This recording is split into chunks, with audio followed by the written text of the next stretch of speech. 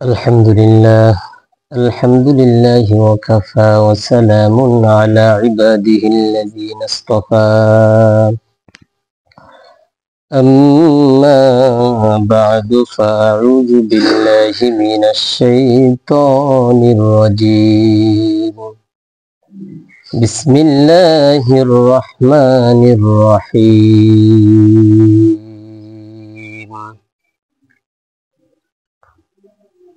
إن صلاتي ونسكي ومحياي ومماتي لله رب العالمين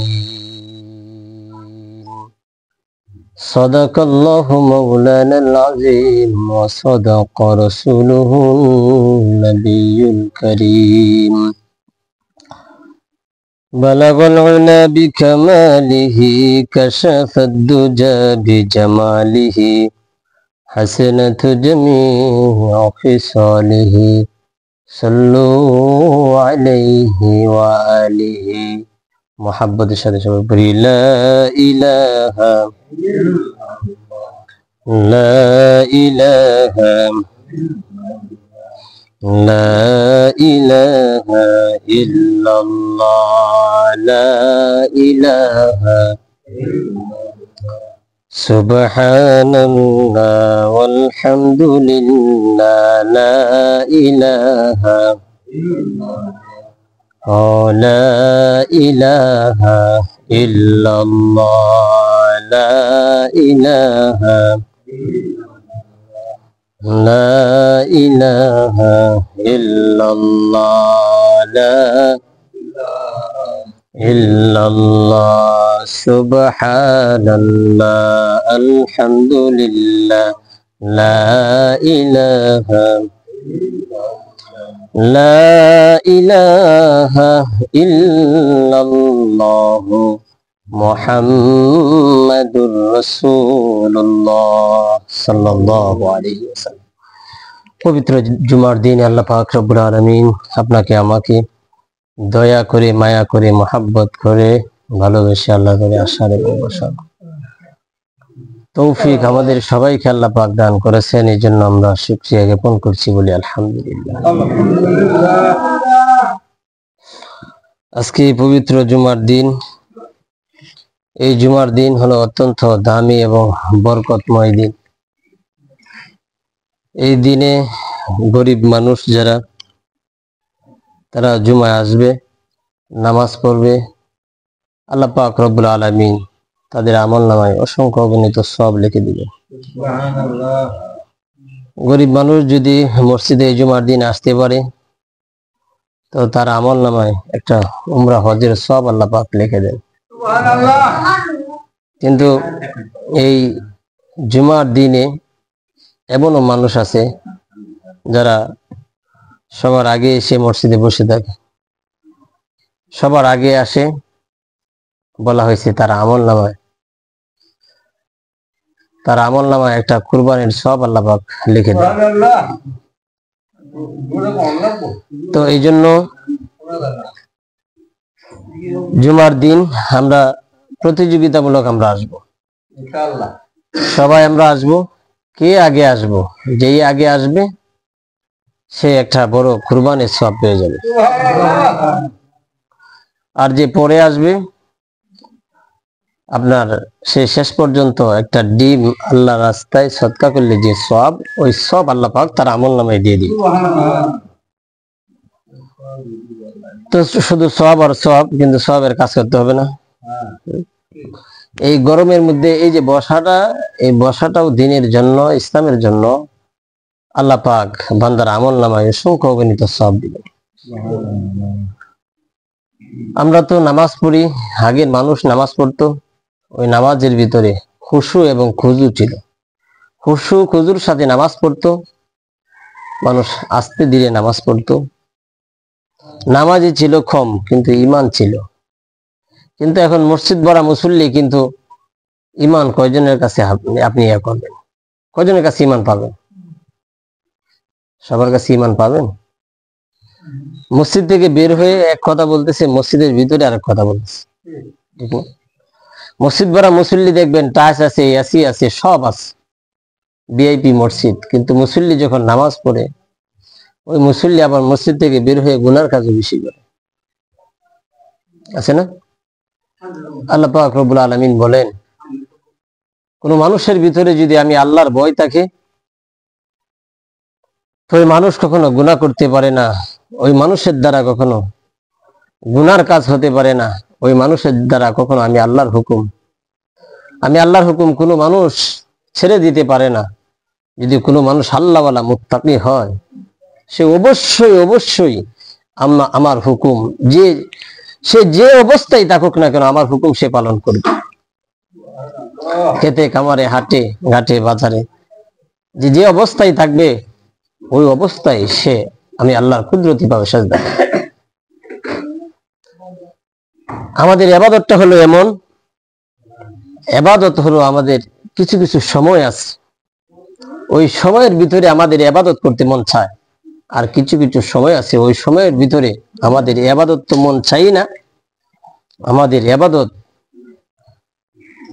একবারে নাই বললেই চলে। কারণ আপনি আজকে মহল্লার একজন মানুষ যদি মারা যায়, দেখবেন যে এই মহল্লার একজন জ্ঞানী গুণী বুদ্ধিজীবী মানুষ মারা গেছে, কিন্তু তার জানাজায় অসংখ্য অগণিত মানুষ, শত শত মানুষ। কারণ ওনার জানাজায় না গেলে, ওনার ছেলেরা যদি না দেখে, ওনার ভাই বেরাদর যদি আমাকে না পায়, আমার সম্মান ইজ্জত মনে হয় বেশি থাকবে না। কিন্তু না, একটা জানাজার মধ্যে অসংখ্য অগণিত মানুষ হয়। আপনি যদি জিজ্ঞাসা করেন, আপনি কি জুমার নামাজ পড়ছেন বা ফজরের পরেই একটা জানাজা পড়লেন, আপনি যদি জিজ্ঞাসা করেন আমরা যারা জানাজায় উপস্থিত হয়েছি, আমরা সবাই কি ফজরের জামাত পড়ছি? উত্তর কি আসবে, ফলাফল কি আসবে? না, অর্ধেকও পাওয়া যাবে না। কারণ জানাজার জন্যে মানুষ কেন পাগল জানেন? কারণ জানাজার মধ্যে কোন রুকু সাজদা লাগে না, এক্সট্রা কোনো নামাজও পড়া লাগে না। খালি ইমাম সাহেবের পিছনে সাইডা তাকবীর দিলেই হয়, আল্লাহু আকবার, আল্লাহু আকবার, আল্লাহু আকবার, আল্লাহু আকবার, শেষ।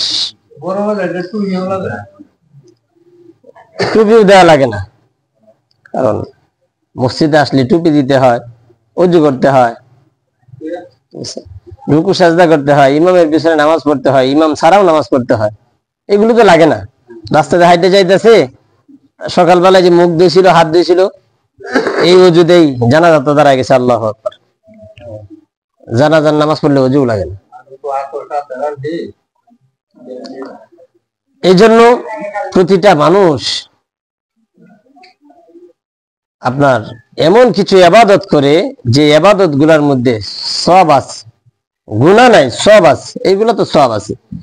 ঈদের নামাজে আপনি এত মানুষ দেখছেন, ঈদের নামাজ পড়লাম, এবারে যে কুরবানির মাঠ পড়লাম ঈদের, আলহামদুলিল্লাহ, মাঠে তো অনেক মানুষ ছিল না? মাঠে অনেক মানুষ ছিল ভাই, অনেক মানুষ ছিল, মাঠে জায়গা হইতেছে না। ঈদের মাঠে বলেন তো, ফজরের জামাত আমরা কয়জন পড়ছি? ফজরের জামাতে আমরা কয়জন উপস্থিত ছিলাম? আপনি একবার চিন্তা করেন, আল্লাহর কত হুকুম আপনি আমি ছেড়ে দিতেছি।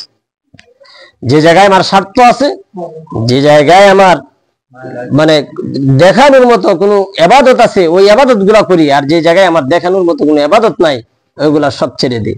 মসজিদে আসতেছি, 5 ওয়াক্ত নামাজ পড়তেছি, কেউ দেখতেছে না। মহল্লা 2-4-10 জন মানুষ, 8-10 জন মানুষে দেখতেছে, এখানে তো আমার এত দেখানোর দরকার পড়ে না। কিন্তু ঈদের মাঠে অসংখ্য গণিত মানুষ, শত শত মানুষ, নামাজে মুসল্লি কোথায়? আল্লাহ তাআলা বলেন, যদি আমার ভয় থাকে অন্তরে, কোন মুসলমানের ভিতরে যদি একটু বিন্দু পরিমাণ, অল্প একটু সরিষার দানা পরিমাণ যদি ভয় থাকে, সে যদি মুত্তাকি হয়, আল্লাহ বলেন, ইয়া আইয়ুহাল্লাযীনা আমানুত্তাকুল্লাহ, আমার ভয় যার ভিতরে আছে সে কোনদিন নামাজ ছাড়তে পারে না। আমার ভয় যার ভিতরে আছে সে কোনদিন 1 ওয়াক্ত নামাজ কাজা করতে পারে না, ছাড়বে দূরের কথা, সে কাজাও করতে পারে না। সুবহানাল্লাহ।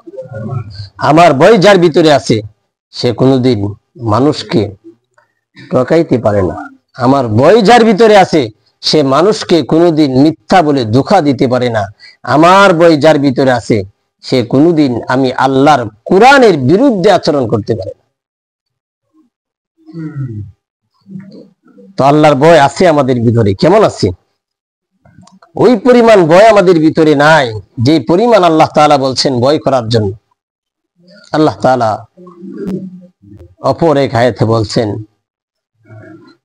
ইয়া আইয়ুহাল্লাযীনা আমানুত্তাকুল্লাহ হাক্কা তুকাতিহি ওয়া লা তামুতুন্না ইল্লা ওয়া আনতুম মুসলিমুন।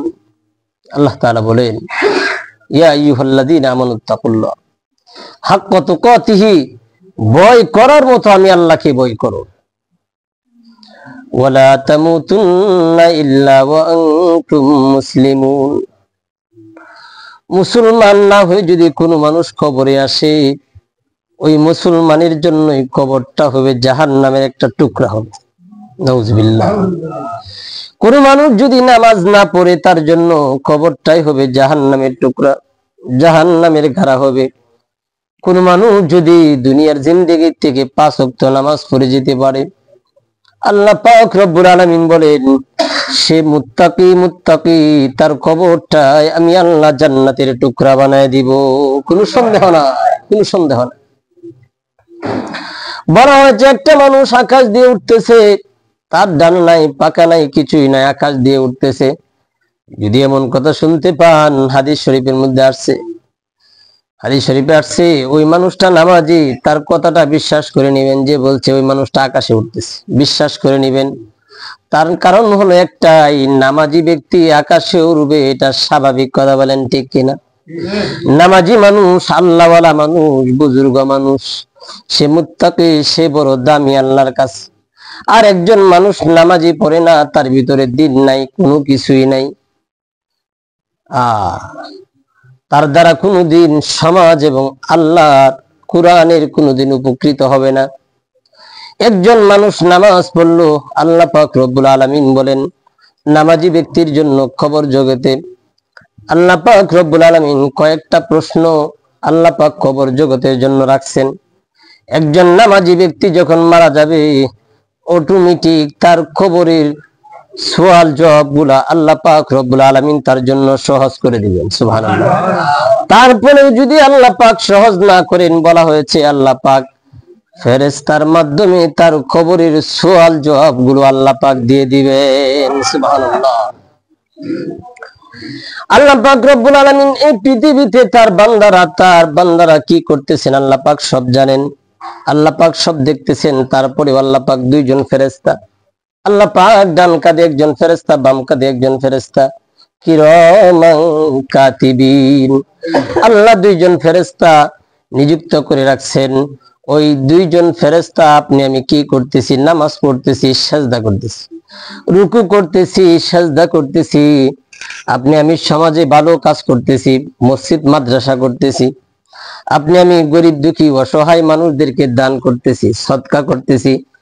এইগুলো কিরামান কাতিবিন, দুইজন ফেরেশতা একটা খাতার মধ্যে ডায়েরি করতেছে। সুবহানাল্লাহ। মৃত্যুর পরে ওই যে ডায়েরি করা, আল্লাহ পাক রব্বুল আলামিন বলবেন গোলাম কবর জগতে আসছে, দুনিয়ার জিন্দেগিটা তার খুব ভালো ছিল। আল্লাহ বলেন আমি তো আলিমুল গায়ব, সব জানি, সব খবর আমার কাছে আছে। ওই বান্দা ভালো কাজ করছে, এই জন্য আমি আল্লাহ পাক তার খবরের প্রশ্নগুলা সহজ করে দিলাম। ফেরেশতা যা জিজ্ঞাসা করবে মা রব্বুকা, তোমার রবকে, বান্দা অটোমেটিক বলে দিবে রব্বি আল্লাহ, আমার রব হলো আল্লাহ। সুবহানাল্লাহ। এখন একজন মানুষ যদি নামাজ না পড়ে, দিন না থাকে তার ভিতরে, সে বলবে আমি কিছু জানি না, বলবে লা আদিরি, আমি কিছুই জানি না, আমি তোমার প্রশ্ন কি করতেছো তাও বুঝি না। লা আদিরি বলবে। আল্লাহ পাক বলেন একজন নামাজি ব্যক্তি বলবে রব্বি আল্লাহ, আমার রব তো আল্লাহ। জিজ্ঞাসা করা হবে দুনিয়াতে তুমি কোন ধর্মের অনুসারী ছিলা, তোমার ধর্ম কি ছিল, তোমার কোন দিনকে অনুসরণ করতা, ইসলাম ধর্ম না খ্রিস্টান না হিন্দু ধর্ম না বৌদ্ধ ধর্ম, জিজ্ঞাসা করা হবে। সে জবাবে বলবে দ্বীনি আল ইসলাম, আমার ধর্ম ছিল ইসলাম। সুবহানাল্লাহ।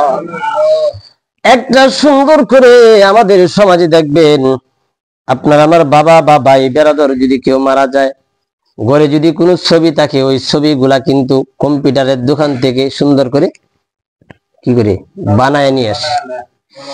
ওই কম্পিউটার থেকে সুন্দর করে ছবি, একটা তার স্মৃতি, তার একটা ছবি নিয়ে আস। কারণ হলো সে মারা গেছে, তার এই ছবিটা থাকবে, আমরা দেখবো আর কান্না করবো, দেখবো আর কান্না করবো। কিন্তু এই সমস্ত ছবি ঘরে রাখা কি নিষেধ, হারাম, রাখা যাবে না।